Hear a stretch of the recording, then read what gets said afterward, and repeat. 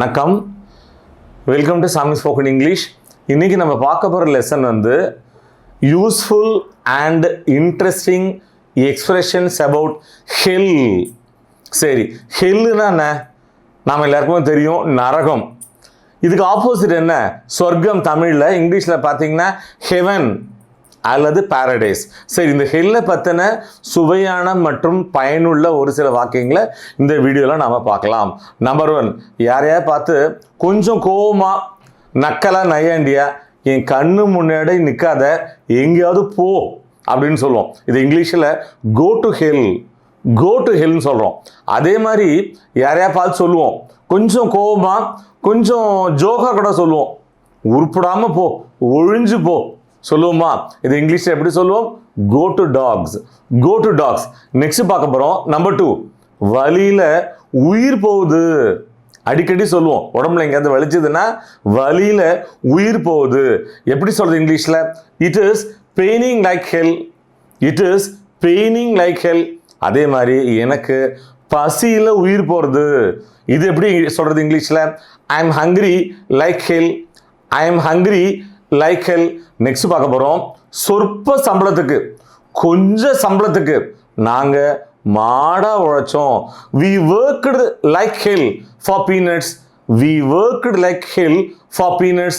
நல்லா கவனிங்க, work like hell அப்படின்னா கடுமையாக உழைக்கிறது அல்லது மாடா உழைக்கிறதுன்னு அர்த்தம். for peanutsனா கொஞ்சோண்டு சம்பளம் அல்லது அல்ப சம்பளம்னு அர்த்தம். ஸோ நெக்ஸ்ட் பார்க்கலாம். உயிரை பிடிச்சிக்கிட்டு ஓடணும். எப்படி சொல்றது இங்கிலீஷில்? we ran like hell, we ran like hell. Next பார்க்க போகிறோம். Number 2, sure as hell.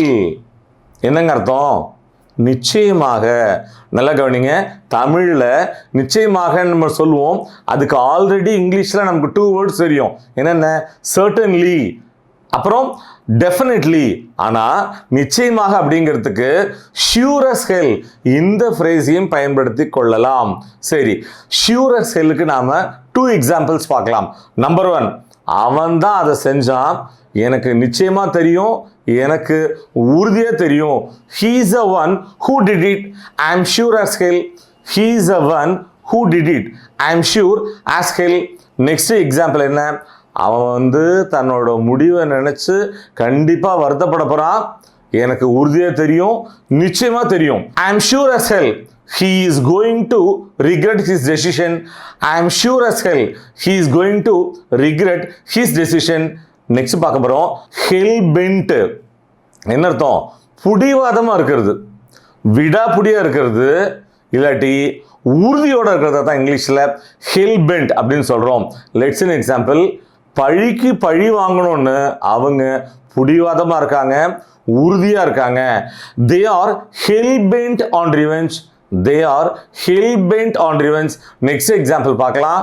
என்ன காரணம்னு தெரிஞ்சுக்கிறதுக்கு அவ விடாப்புடியா இருக்கா, புடிவாதமா இருக்கா. she is hell bent to know the reason, she is hell bent to know the reason. So இந்த லெசனோட லாஸ்ட் லெக் வந்துட்டோம். என்ன பார்க்க போறோம்? go through hell. என்னங்க அர்த்தம்? நரக வேதனை அனுபவிக்கிறது.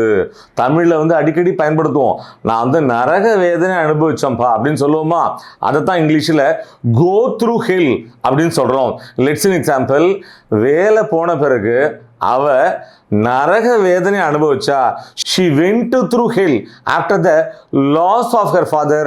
My dear viewers, interesting and useful expressions about hell. இந்த வீடியோ உங்களுக்கு ரொம்பவே ஹெல்ப்ஃபுல்லாக இருந்திருக்கும்னு நாங்கள் நம்புகிறோம். மீண்டும் அடுத்த பாடத்தில் சந்திப்போம். தேங்க்யூ.